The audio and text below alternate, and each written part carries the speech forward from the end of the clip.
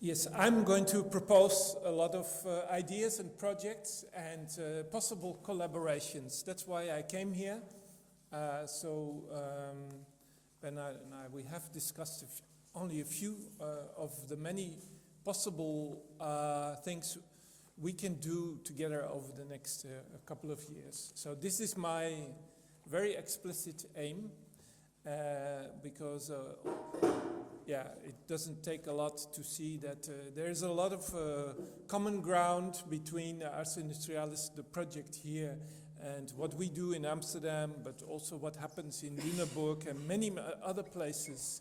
So it's really time, I think, for a convergence of activities and intellectual pursuits in Europe. And yes, so we are, I think, part of an emerging network, and we all see the urgency, but also the possibilities.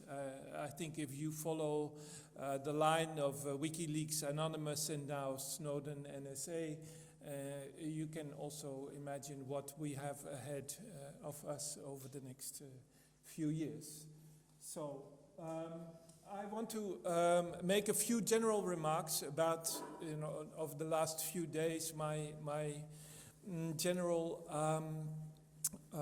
motivation to be here.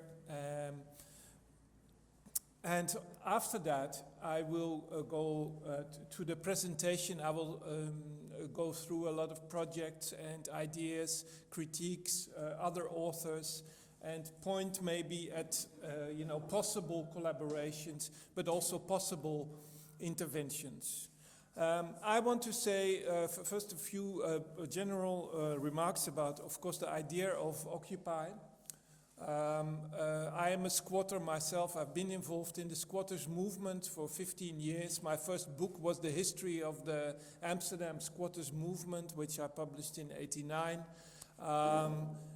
So I am since long time, since the 70s, familiar with the idea of Occupy. But of course this was Occupy primarily of spaces, and of course this is what attracts us most when we think of the current movements. It is the idea of the occupation of the spaces, of the squares, and this is what attracts a lot of the young people, and which creates the movements. But of course our main occupation here, and I believe also the occupation at least of one part of the rich work of Bernard Stiegler, is to occupy time. And of course it's very attractive to speak about occupy of the space, but the real battlefield is the occupation of time. And so my presentation here will primarily focus on the occupation of and the strategies maybe to occupy time. Of course, in the whole discussion about Occupy, it's good to see that in the perspective of the creation of temporary autonomous zones. We create some kind of autonomous infrastructure, and this is also a temporary infrastructure where we are now. You can see that with a lot of effort it is possible to do that. I am coming from that tradition of autonomous infrastructure, and this tradition going back many decades of print shops, bookstores, magazines, publishing houses, cafes, creating an independent alternative food distribution, to radio, pirate radios, and then, of course, internet servers, websites, lists, up to the point where we are now, and we are primarily focusing on the architecture of networks.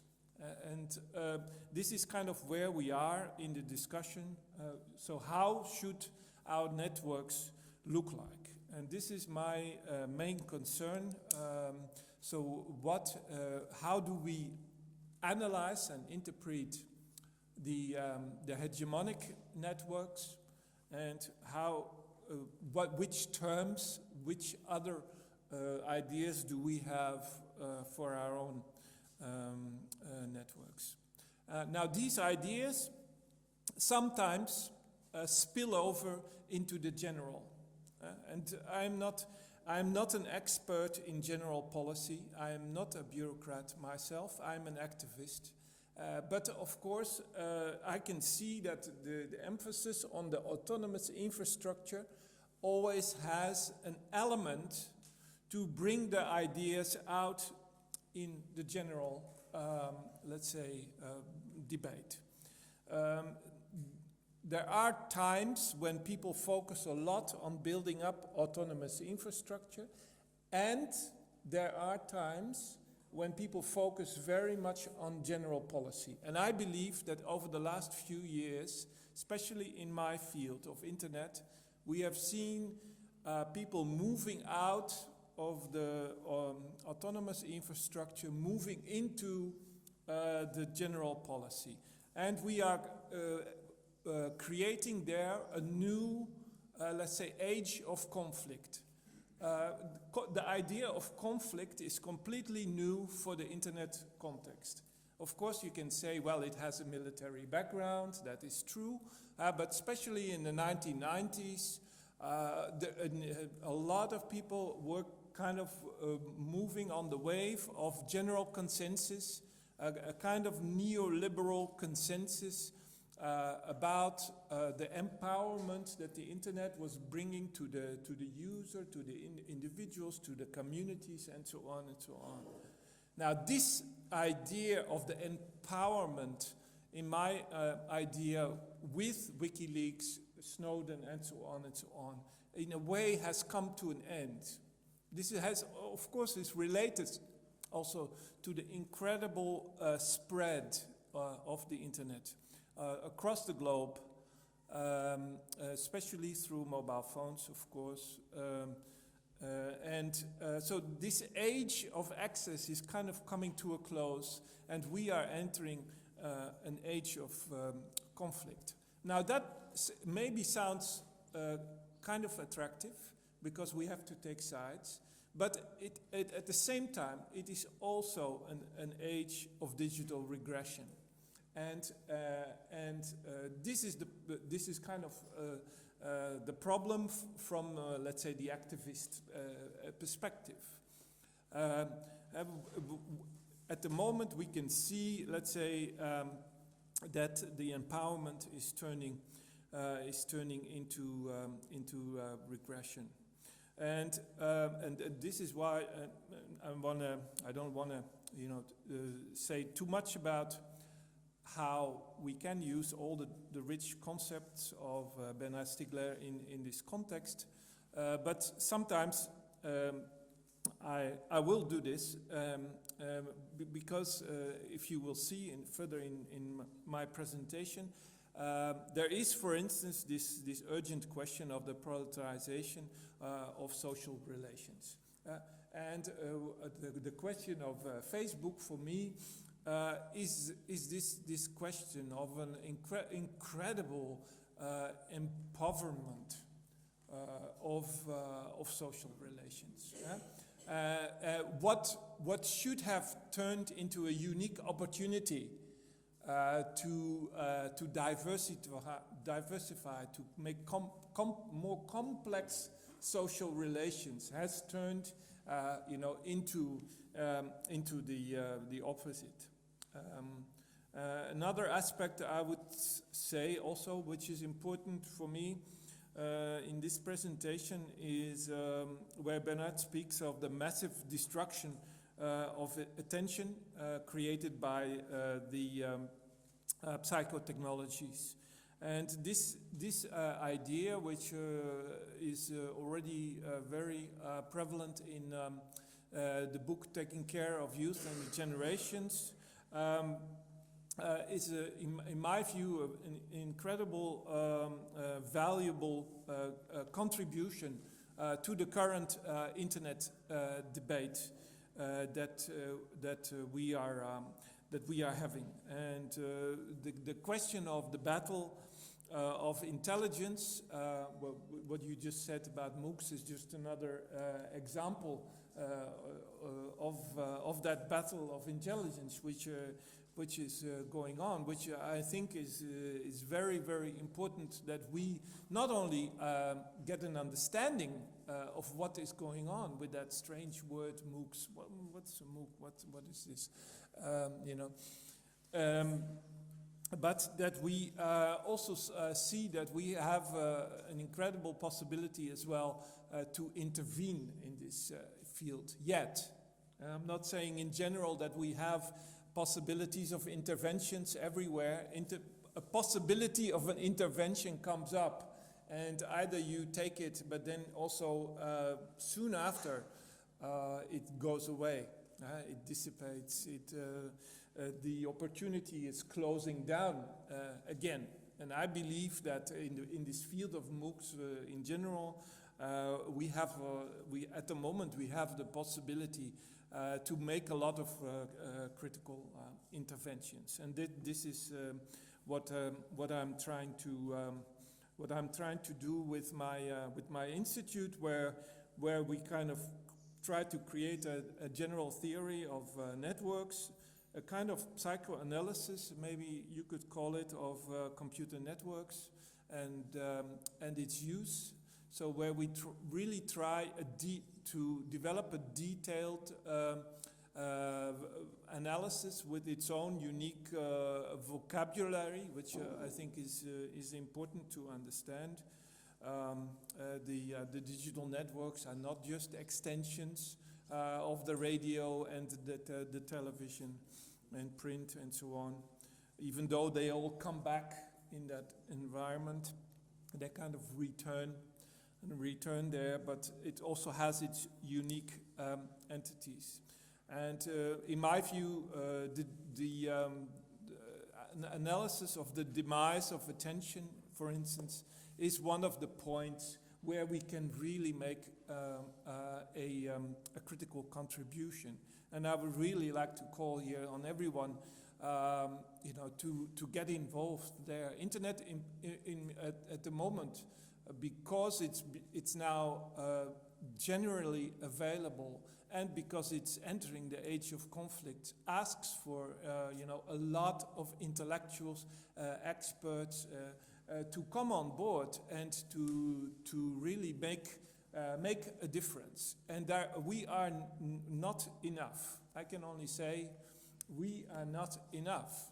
And we can complain about the American, imperialism and the dominance of the American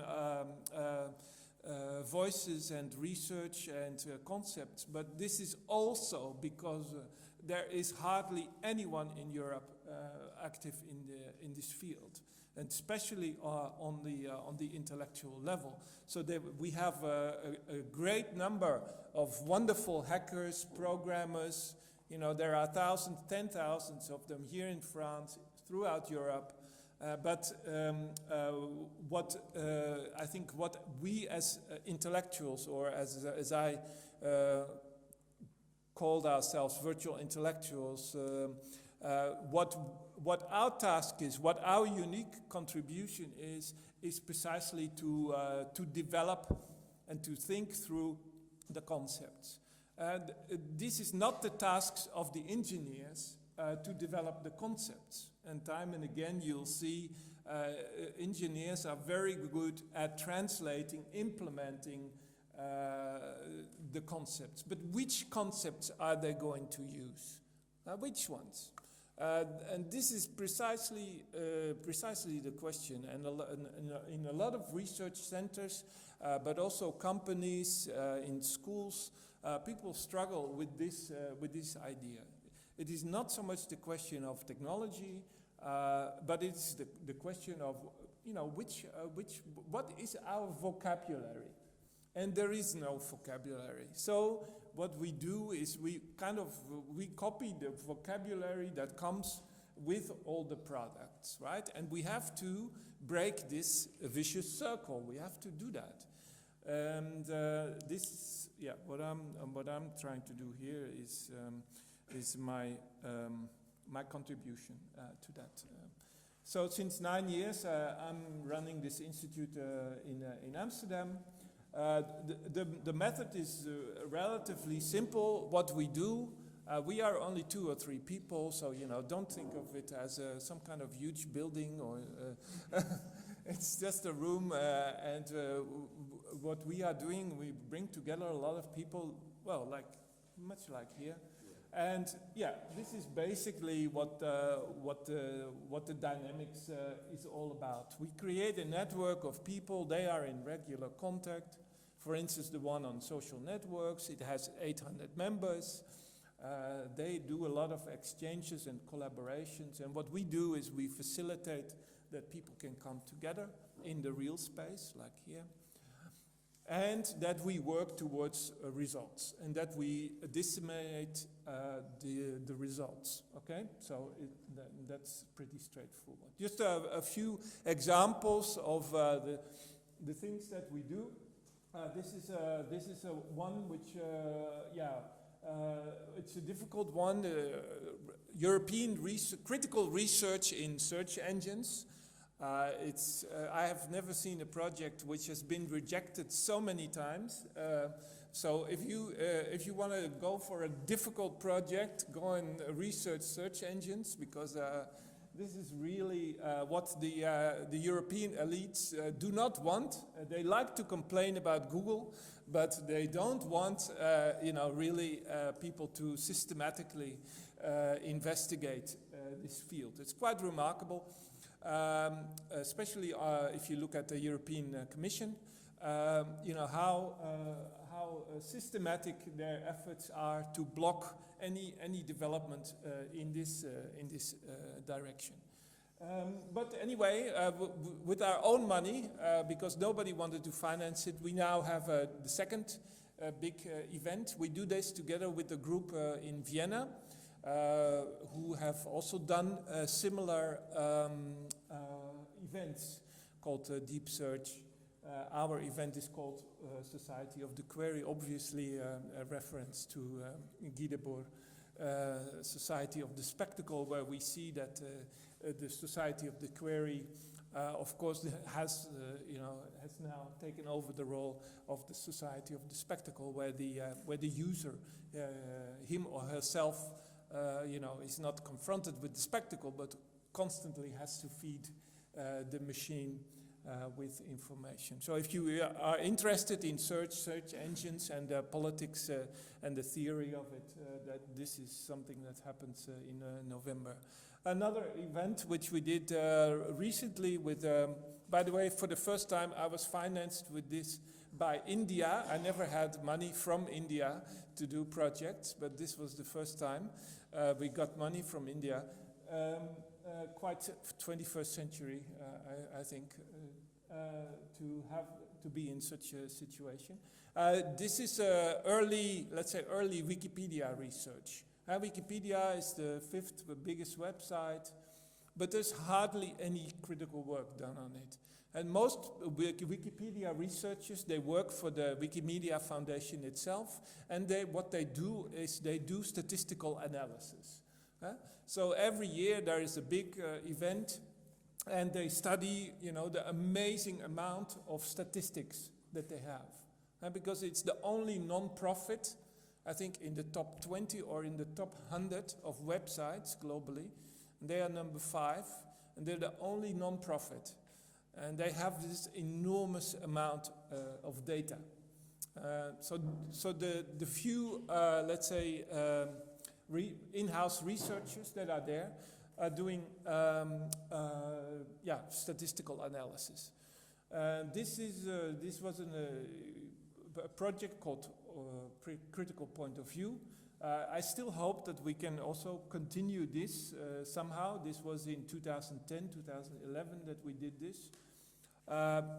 Obviously, as you know, the Wikipedia now has a great problem of gender imbalance. There's hardly any female participation, never has been over the last 10 years. They said they want to change it, but it's not changing. So far, you know, it's a geek project, and it's just not changing. Although it's globalizing, quite amazingly. It's not only English, it's really, really, they're working across the globe in an amazing amount of different places and languages. But the culture of engineering and the culture of, you know, the rather dogmatic Ayn Rand type libertarian principles is deeply ingrained in the project itself and in the Wikipedia culture, and also in the way the project is governed. So this is again also this project cries for critical interventions. Really, I don't say that the Wikimedia Foundation is really happy, you know, to receive critical intellectuals. It's not quite like that.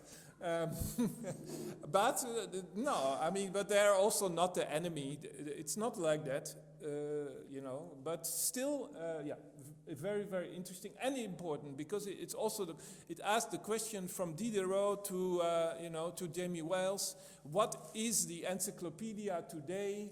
It really raises all the questions of what is knowledge today? How do we organize it? What is the politics of knowledge? All this comes together in this project of Wikipedia. Okay, another one that I briefly want to mention here, because it will happen in next year and maybe also the years after. It's a project that is related to a part of Bernard Stiegler's work that maybe wasn't emphasized over the last few days so much, but it's related to the question of the political economy. And this is our big new project. It is about alternative revenue models, and it's about the question of Bitcoin, mobile money, especially mobile money in Africa, and the question of Kickstarter, and the question of you know, how do you finance cultural events, cultural productions, which is kind of the in advance model of getting money first. Bitcoin obviously is more about a digital payment system for the internet. Now this is going to be a battlefield for the next few years to come, but we believe that it's really one of the crucial fields, also maybe for an economic recovery of Europe. You know, if we really want to get rid of this horrible ideology of the free, and where everything has to be free by default, not because we like the free, but because we don't know how to organize revenues otherwise. Anyway, so this is going to start in March in Amsterdam with a big international event where we are trying to bring together the critical intelligentsia in this field.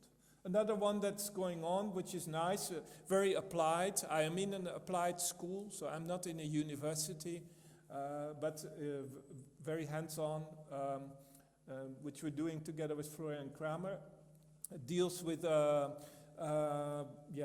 book production, digital, alternatives for Amazon, the whole question of e-books.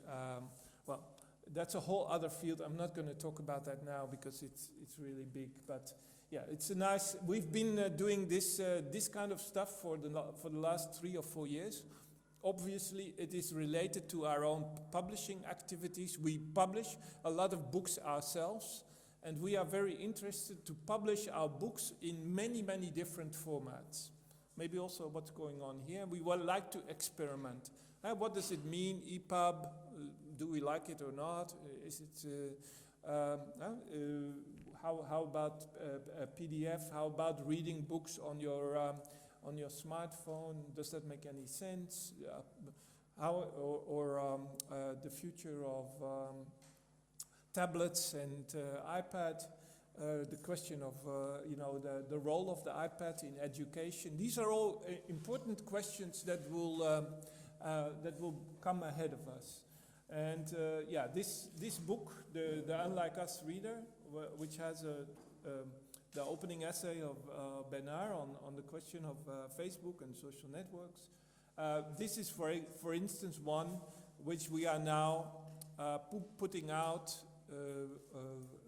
on anywhere between 5 or 10 different platforms, just to see what happens. You know, who are the readers?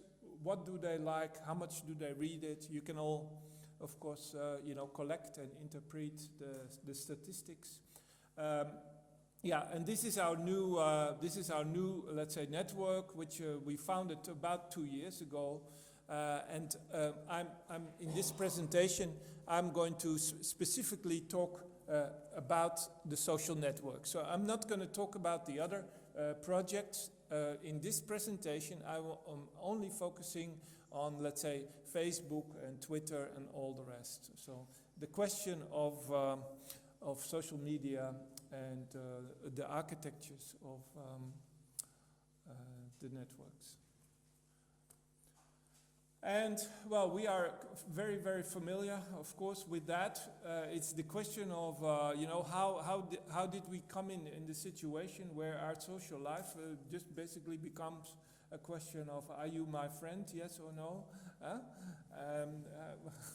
How did we end up with such in such a poverty? Because our social life is very complex. We are sometimes we are lovers, we are friends, we are colleagues, we are many things. And how does it come that 1 billion people are now reducing themselves completely to this idea that they are all communicating with their friends. But it's not only that. It's also a question of the whole long-term shift in the internet economy from let's say linking to liking. This is a very, very fundamental shift that is happening, where you link to a document.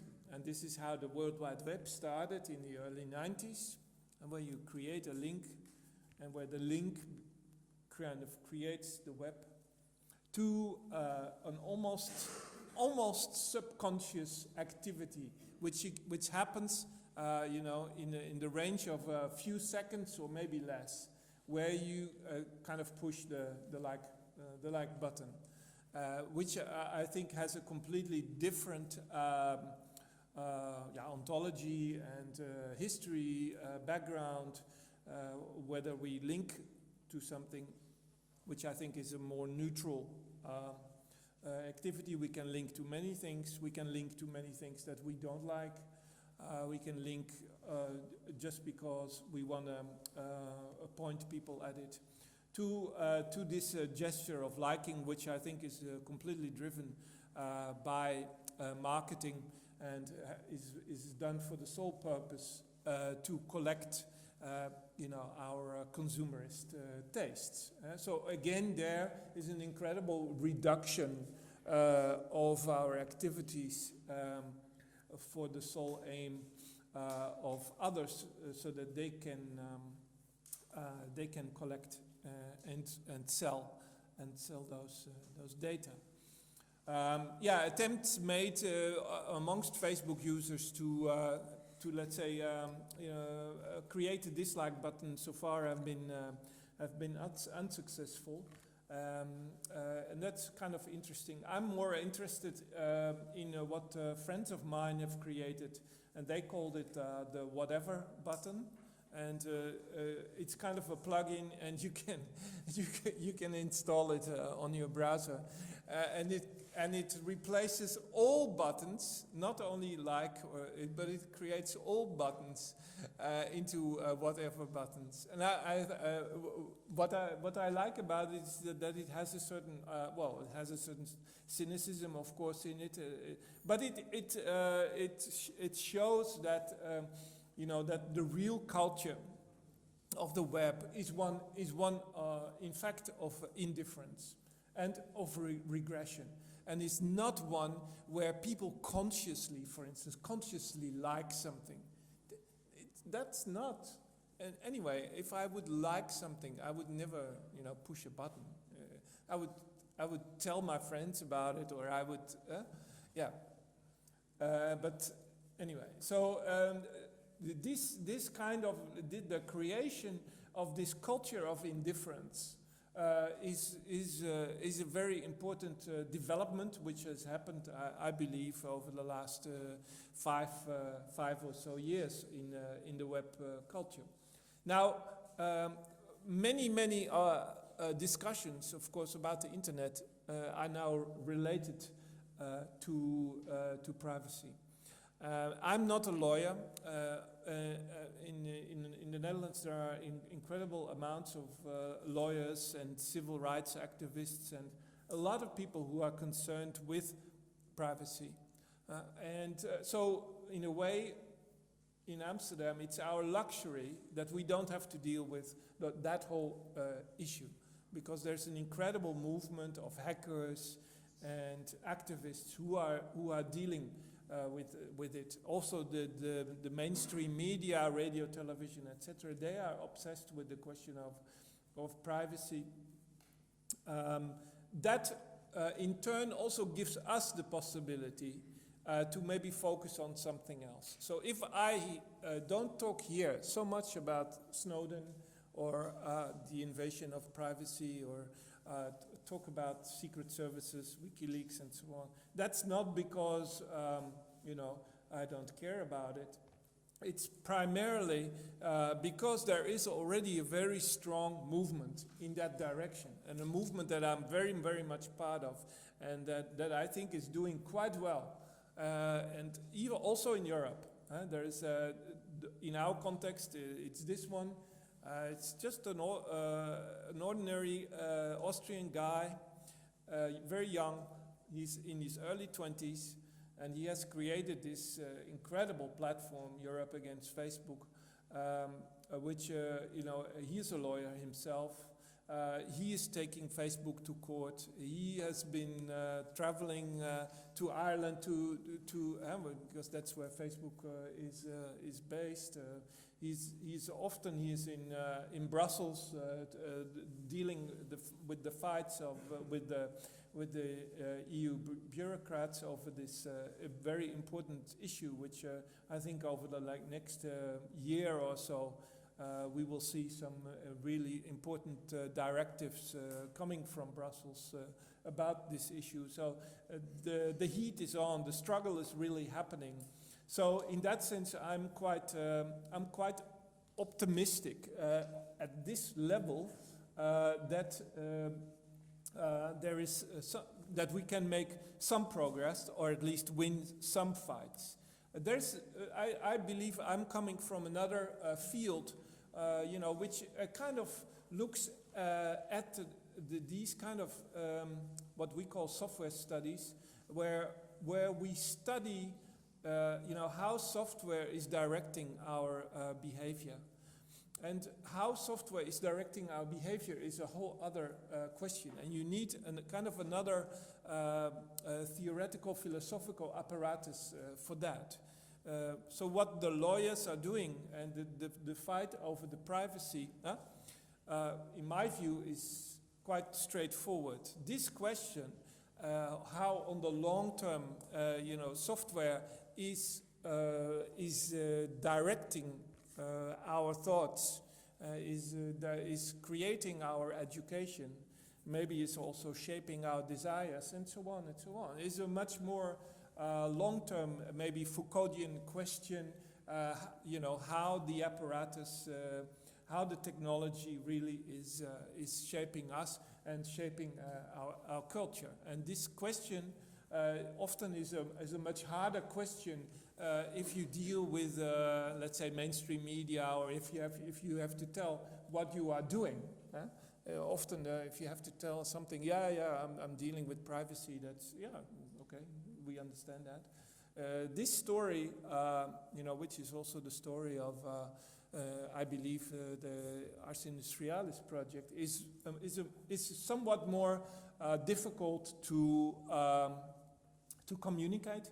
But nonetheless, I think it is possible, and many people understand the importance of it, especially those who work in education. They really get it. And so I believe that the concepts that we develop here and discuss here, they are very, very important and relevant, and they speak especially to those who are educating the next generation. There are initiatives that focus, on how to do these awareness campaigns inside the commercial platforms. This is Facebook Resistance, for instance. It's an artist initiative which talks about how to undermine Facebook from inside. But usually people at some point come to the conclusion that it's really not so much not working really.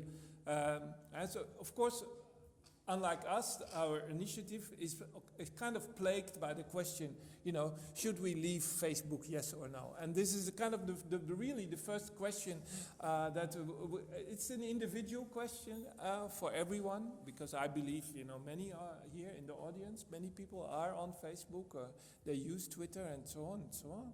And so we are kind of all involved.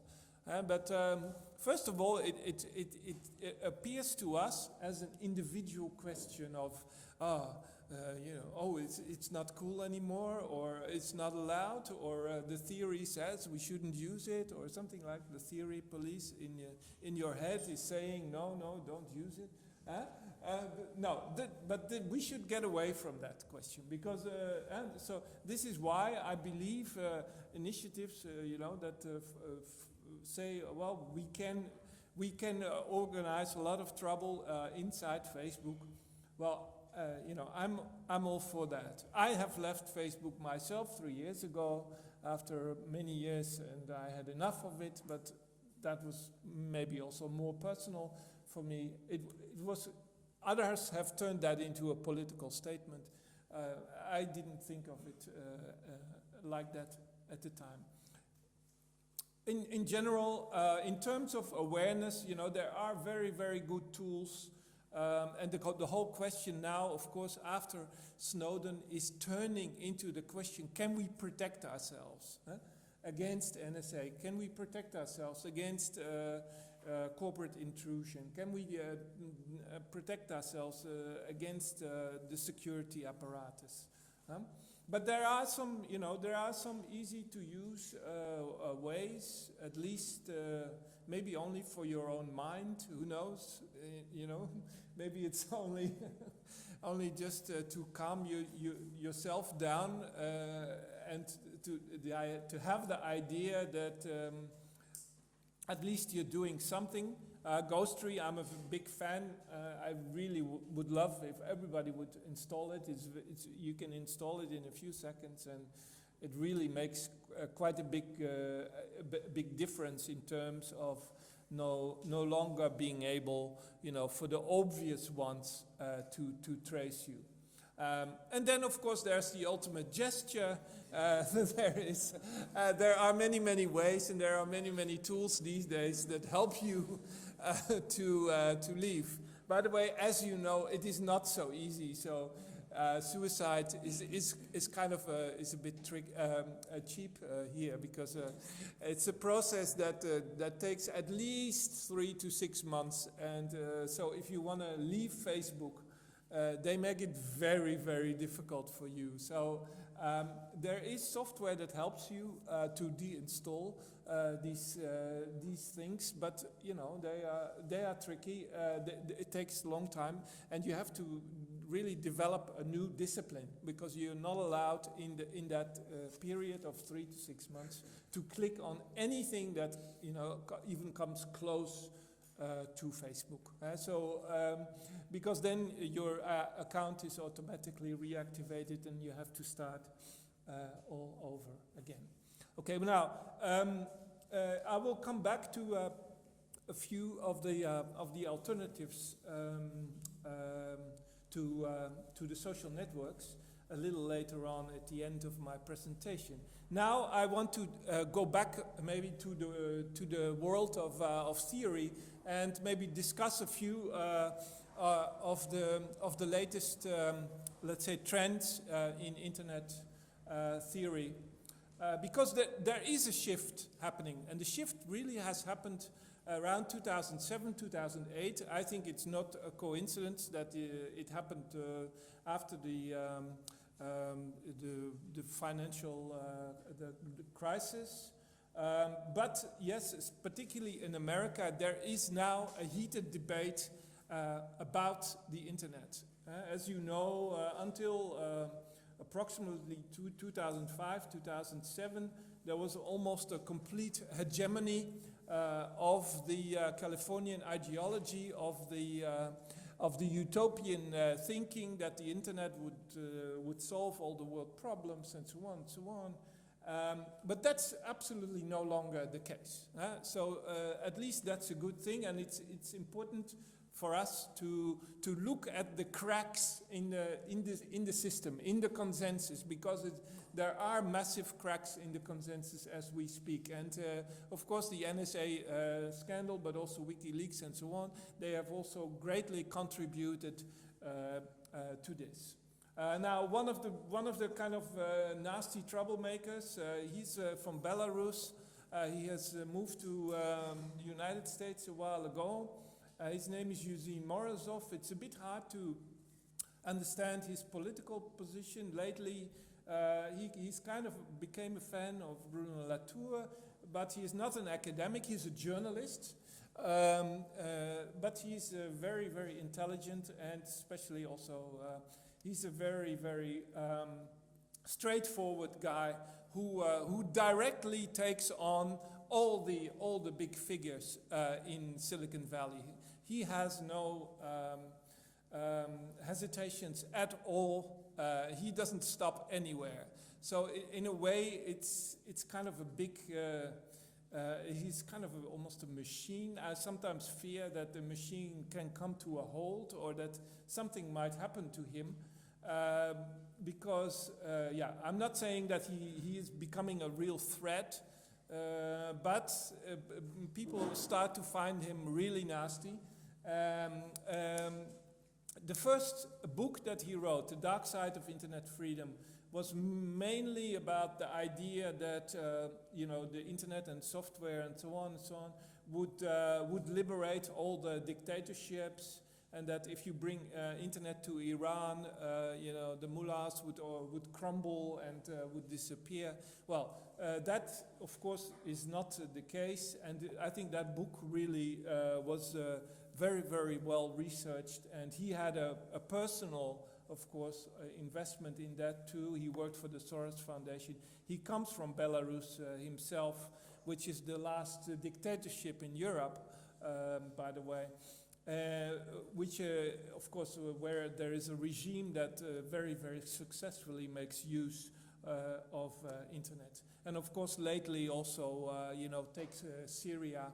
In Syria, the whole idea of the Facebook revolution or the Twitter revolution no longer worked, also because the authorities, Assad, precisely knew how to censor them, block them, but also how to create an atmosphere of very, very effective counter-propaganda where secret agents really were very, very, and still are active on all the big platforms to undermine any form of dissent. So that book, the next book, Save Everything Click, is an attempt to become more theoretical. I don't know if it really was such a success, but it's interesting because he introduced there the idea of solutionism.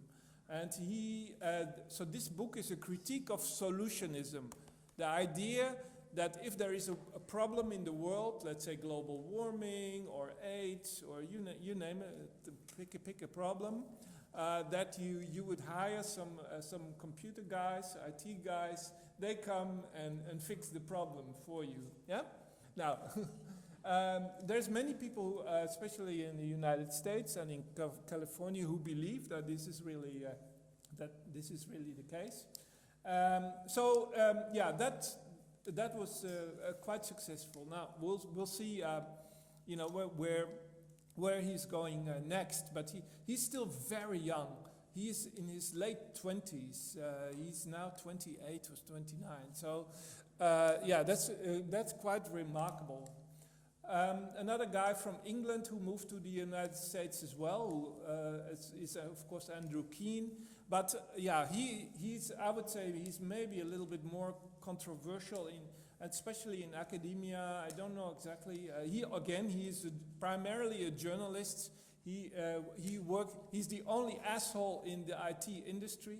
He's promoting himself as a true enemy of anything related to the Silicon Valley ideology, and he's doing that quite successfully. He's the only, let's say, corporate critic of all the social media ideas. So he's primarily focusing on the aspect of the exhibitionism of the self. And so this is kind of what he critiques, which is kind of a very obvious and necessary, but also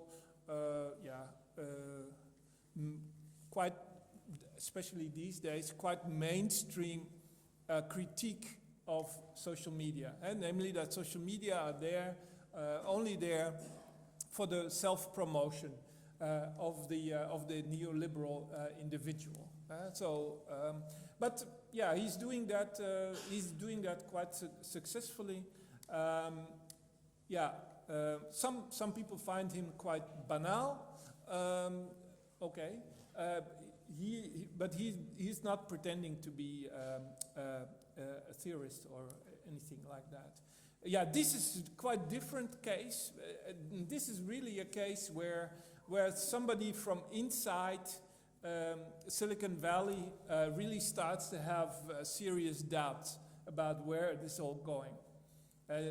So this is an interesting. He's a kind of a Burning Man, virtual reality hippie, a musician, a programmer, quite influential in the scene, especially around Berkeley. His name is Jaron Lanier. He has written 2 books. One was, by the way, You Are Not a Gadget, is in fact also primarily, or started off as a Wikipedia critique. He says of Wikipedia, the problem of Wikipedia is that the knowledge of the many, of the crowd, is becoming flat, and that Wikipedia, because of its software architecture, is erasing differences in opinion. And I think that he has a point. He has a point there, this is in a way also was for us one of the starting points for the critical point of view project. So the idea that there is a wisdom of the crowd, where if you add up everything that we know in this space, that you will end up with something marvelous, something more than. He proves, and I think many of that have proven that already before him, that this is not necessarily the case. Bernard already mentioned Nicholas Carr, and I think he's probably the most well-known of them all with these books. He had some books before. In the 80s and 90s, he was working at the Harvard Business Review. He then kind of quit and decided to become a cultural critic. His first writings in that direction are from the early 2000s. His first book was Why Does IT Matter? It was a very interesting critique of the hegemonic idea at the time, namely that if you have a company and you throw in more computers, the productivity would go up. So more computers, more networks, and so on and so on. Yeah, this was the idea maybe 10, 15 years ago. And this book was clearly a critique of this evangelic notion that more computers means more productivity. Anyway, but he shifted more, and this book, What the Internet is Doing to Our Brains, yeah, it's from 2008, 2009. Yeah, I was, when I read it, I was really impressed, and I think that it still has some very serious problems that it's trying to address. Much also in the line of the concerns that Bernard Stiegler is voicing already in taking care of the youth and the generation. So there are really very interesting parallels. But Nicholas Carr in this book is primarily focusing on neuroscience, and this is a problem. He is not a neuroscience himself, and yeah, many people, you know, coming from neuroscience, they can with other research, they can very easily, you know, criticize him with other research, and this is a real problem in this field. That's why I believe that the approach of Bernard Stiegler is probably a better one, because you run less of the risk of being debunked by you know, competing neuroscientists. If you're not a neuroscientist yourself, this is a real problem, and it's a real battlefield that is going on right now in that particular field, and we have to see how you know, how this research battle will continue, because the research about attention is going on right now. It's going on, so I don't know. And Nicholas Carr has tried to make a kind of a scientific, journalistic summary of it. But yeah, maybe there will be others coming up soon, you know, who will work in this direction. But it is very important. And you know, there is, for instance, there is this one, Manfred Spitzer, in Germany. So this is kind of a bit more sensational stuff, but his conclusions are much more firm than the conclusions that Nicholas Carr wanted to present. So he is really on the rampage. He is a big critic, not only of social media or internet, but of multitasking in general. So the question of multitasking, you know, of course, goes much further than only the internet, and it's a question of you know, should mobile phones and smartphones be allowed in the classroom? Can children, you know, have smartphones when they're doing homework and so on? So if you have children yourself, you will know that you know, these are not general theoretical questions. These are real concerns, and this is really what literally millions of people want to discuss with you. They want to discuss this because this is something which has so many practical dimensions in the everyday life, not only of parents and of students and small kids, but I believe in society in general. Everywhere I go, I make a big promotion for the book of Bernard Stiegler, because I believe it's the most comprehensive, at least European, contribution to this field, where we cannot run away. If we are involved in the development of internet and internet culture, we cannot run away from this question anymore. This is not possible. We cannot say, this is a problem of someone else. Huh? We are not involved. We have only developed the technology. This is kind of more an attitude that you often find, especially amongst the engineers of Google, who say, this is not. Who cares? We care. And the issue is, in society, a lot of people care. So in a way, we have a possibility to create new majorities there, because so many people do care. They don't say, I don't care. So the question of the politics of attention and the organization of education is here to stay and will only grow exponentially over the next few years. Interesting study. I also find Sherry Turkle. It's kind of interesting because she has turned more, a bit like Nicholas Card. She has turned more, maybe older, but also slightly more conservative. And this is kind of strange. It's a strange book if you read it, if you know who she is, where she comes from. She's a very influential MIT professor who has really shaped the whole IT field, IT research in the United States. She is particularly concerned. She is more focusing in this book on the question of loneliness.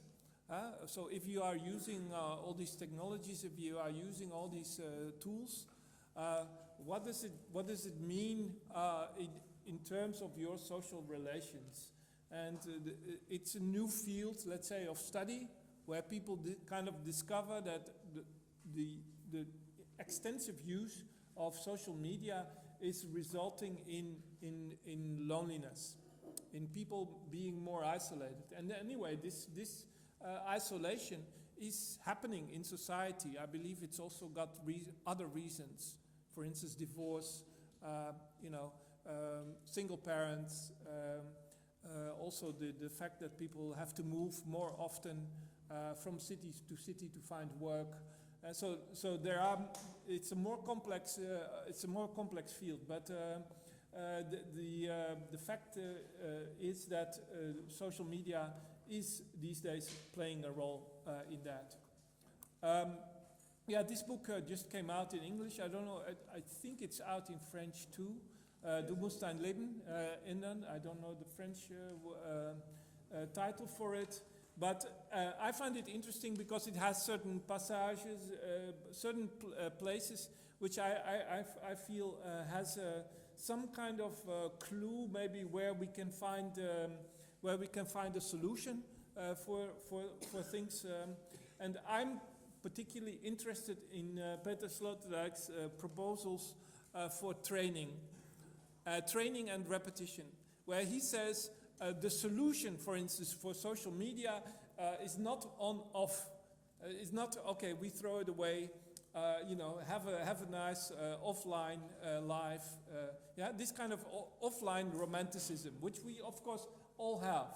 Yeah, we love to go away, leave all the noise of the equipment behind, go to the countryside and so on. Yeah, that's nice. But in the everyday life of billions of people, this is not a realistic solution. So what Sloterdijk says is what we should do is we should try to make understanding of this daily repetition of the training. He says there's no absolute solution, like for instance throw it away, switch it off, unplug and so on. What we need to do is we need to integrate it in a way in our lives and tame it, maybe civilize it. There are many different terms for this, but we have to master it. We have to master the technology, and we cannot say, oh, this mastering will come by itself, or the kids, oh, they will get bored anyway at some point, and then they'll forget about it. No, the idea of training and mastering is that that it becomes a daily exercise. And that the mastering of the technology itself becomes part of the education. So at the moment, mostly people believe in this kind of marketing cycle, in this hype cycle. Oh, something is addictive, yeah, but it will be gone in 2 years anyway, right? This is because we consume it, we use it, and then something else comes up, and then we forget about it, and yeah. But that's not a real solution, of course. But yeah, I'm interested in to further discuss this idea of mastering, training, exercising, to see, how, and also maybe to integrate that element into the software, into the interfaces and into the architecture of the technologies themselves. So not only to say, oh, you are human, yeah, you're a bit weak, you haven't really mastered it yourself, you're a weak person, no. We can also say, well, this should be a task of the programmers, of the engineers, and that's precisely what I said before. It should also become part of the concepts themselves, I believe. This is not only something that should come from outside. I myself, I'm, let's say, a pupil of Bernard Stiegler, and I'm very much influenced by his thinking. And I also, he died 1.5 years ago, unfortunately. But yes, I come from this context of German media theory, which is kind of, in my understanding, at least I am from the leftist, let's say, progressive wing of this. There's also a conservative, more, let's say, right wing, of course, but that's the case anyway. With many things, and that's also the case in German media theory. So I, together with many other friends, I represent more the hacker activist, let's say, part of this intellectual school. And I think that in the work of Stiegler, you can find many aspects. Like with many theories, of course, there are many aspects you can emphasize, and I still have no trouble with calling myself a techno-determinist. I have no second thoughts about that. I strongly believe that media are defining our condition, and that technology is defining us, and I don't find that in itself a reductionist idea. And so let's say our generation, the younger Hitlerians are doing is that we are trying to kind of develop a materialist theory of the networks. Hitler himself, more like Moses, he was shying away to really enter that field. He didn't want. He strongly believed in the supremacy of the hardware, and I can go along with that for quite a while. But he was not really prepared to develop an idea of the social networks and the importance of the networks. So this is kind of where we start. There's another aspect, which I find interesting, and that's this whole idea developed by Zizek earlier on, but then taken up by a few others. And that's the idea of interpassivity and the idea of the critique of interaction. And so the idea of the critique of having to submit always. Having to submit your data, who you are, what you like, and so on and so on. Yeah. And this is where the interpassivity starts. And this idea, funny enough, has also arrived now in California. This is one of the first books from last year, and it's called The Information Diet, and it kind of develops in their own way. Quite a similar idea in this direction. And the most profound book, which came out recently in that direction, is the new one by Howard Rheingold, which has a lot of practical tips. So often people ask me, yeah, maybe the theory is a bit too difficult, but is there some more practical things where I can learn, how to deal with the attention, how to concentrate my attention, for instance. Now you could say, well, this is just mindfulness, and maybe that's what it is. I don't mind. There are a lot of mindfulness techniques that can be used by us, and that maybe can even be translated on the level of software and network architectures. And that's precisely what Howard Rheingold has done in this book. So this book is more forward-looking, it's very interesting to see, what precisely he is proposing there. But this is really where we are at the moment. Now, I want to close off with a few alternatives, because a lot of people always ask, I shouldn't go on Facebook, but then what should I do now? And aren't there any alternatives? Well, there are a few alternatives, but it's still early, and it's really not making a lot of progress over the last few years or so. The most well-known project is, of course, Diaspora, but yeah, it had some tragic accidents, and they moved young people from NYU in New York. They moved to California. They wanted to start it, but it didn't really work out. It's still used by 500,000 people. It's still in progress. The community took over the software, so it's now run by the users themselves. Now Diaspora is one of many attempts to redefine the very terms under which social networks are operating. And you can see here the terms. For instance, it's interesting to look at the terms. So it's community run. Yeah, that's obvious because the company failed. But what the term they use here is distributed.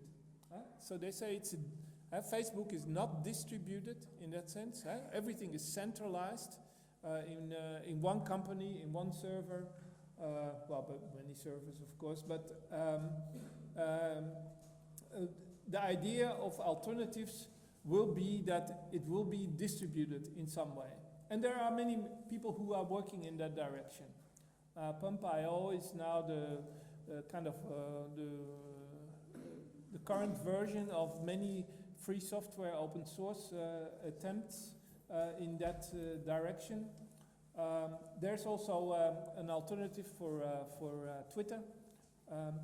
Twitter has a kind of a similar strategy. The problem with Twitter from early on was that people proposed Twitter to become a distributed network, but the founders didn't want it. So the founders said, no, we're not going to make any profit out of a distributed network. Probably true, maybe not. But anyway, the people who were in favor of a distributed network, they lost. And many of them left Twitter. And well, this is one of the attempts to create a distributed network. This is more European, German attempt. The internet is our social network, quite clear in its philosophy. And in fact, a lot of people at IRI and elsewhere, they are working in this direction, namely the idea that the social network should be dealt with on the level of the standards and the protocols, and should not be dealt with on the level of one platform or even an application. So the internet itself is a social network, and if we take control again of the standards and protocols, we can realize this idea.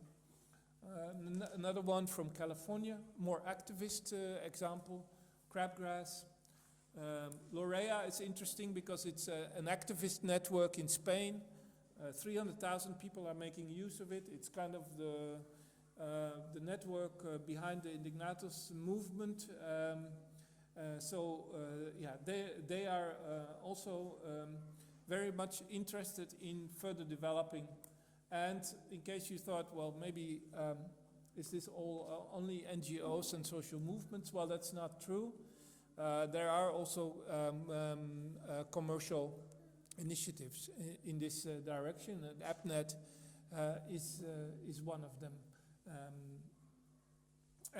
The idea, what I very much like, is the idea of federation, and I think the idea of federation is really crying for further theorization. What is a federation? And why is the idea coming up that the possible answer to the problems that we are in now is lying in federation? Federation of networks means that smaller units federate. I don't know if you remember the history of the idea of federation. Was already strong in the 17th century. Of course, it's the basis of the United States, which is in itself a federation of states. And so the idea of federation is that we make links between smaller units to become a larger unit. This is interesting because we can say that if we look at this is the famous Rand Corporation proposal of the networks and the different models that were available in the early 80s, that we can say that we are now moving kind of finally towards a fourth model. The fourth model is not there yet, but the fourth model is something like federation. So we know what a centralized and decentralized network is. Distributed comes very close, of course, but you can see that the distributed network still has individual nodes. In a way, we could say federation is more like an architecture of networks.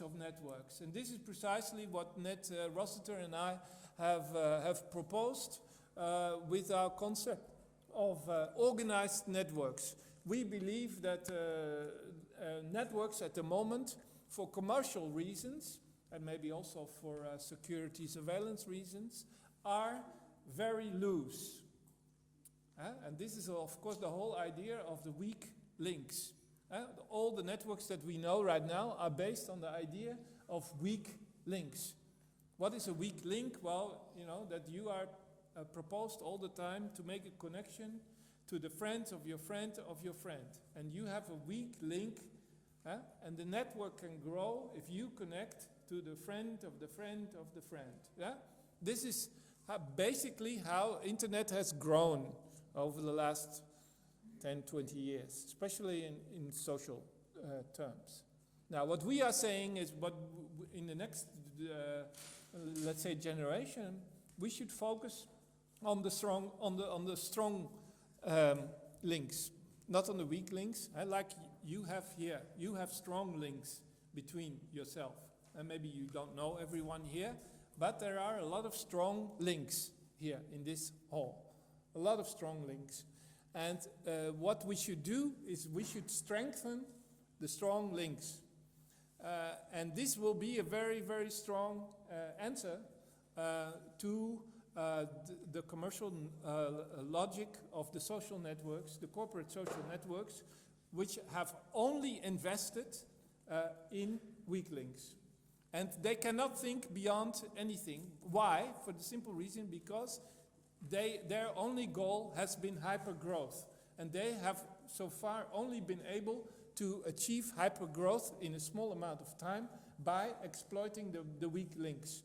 And they have, and Facebook, for instance, categorically denies any attempt to create strong links inside its software. It's simply not interested, you know. It's not interested, and there's a lot of evidence for that. That they don't want really Facebook to be used for collaboration, for instance, which is very interesting because a lot of people want this. This is precisely what they want. And Facebook says, no, we're not interested in that. Because, well, you know, we don't know how to make money out of you working together with a small group of colleagues or friends, comrades, or whoever. Yeah. So I stop here, and I'm very looking forward to your questions and debate. Thank you very much.